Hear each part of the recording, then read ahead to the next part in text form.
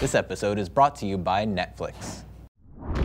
Headphone battle, Beater versus Beamer. Bowers Wilkins $400 P7s versus Monoprice's $20 8323s. Welcome to Techzilla Bytes, feeding your tech hunger fast. I'm Patrick Norton, and these are Bowers Wilkins P7 headphones, and these are a $23 set of cans from Monoprice, the 8323. Bowers Wilkins, legendary speaker manufacturer. I adore my 601 speakers at home, and I was excited a few years ago when B&W started making on-ear headphones.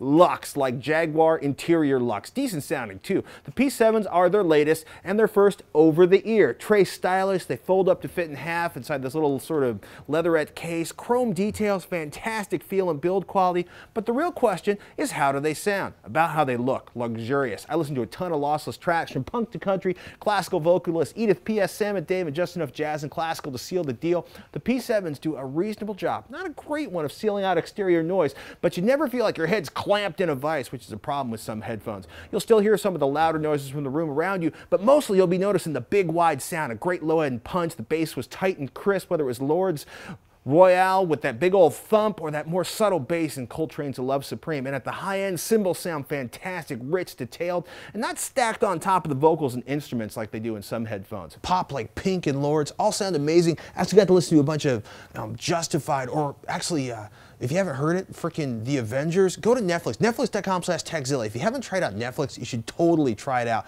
I love Netflix, netflix.com/Techzilla. They're a sponsor. We'll get you a 30-day free trial, get an amazing collection of television and movies you can watch for one low monthly free. The audio is fantastic, and let me tell you something, the audio on the P7s does a fantastic job, but they're as much about the luxurious leather, the look and feel, as they are about audio. Now, B&W attributes a lot of the sound to the headphone driver design.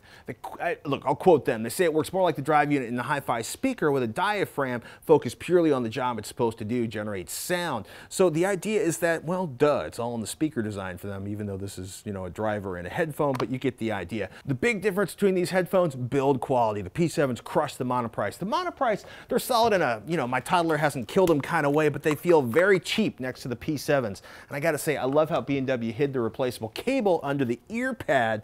It comes with a standard stereo cable and a smartphone-friendly mic cable. The pads are held on by magnets. Listen to that snap. Let me say it again, amazing build quality.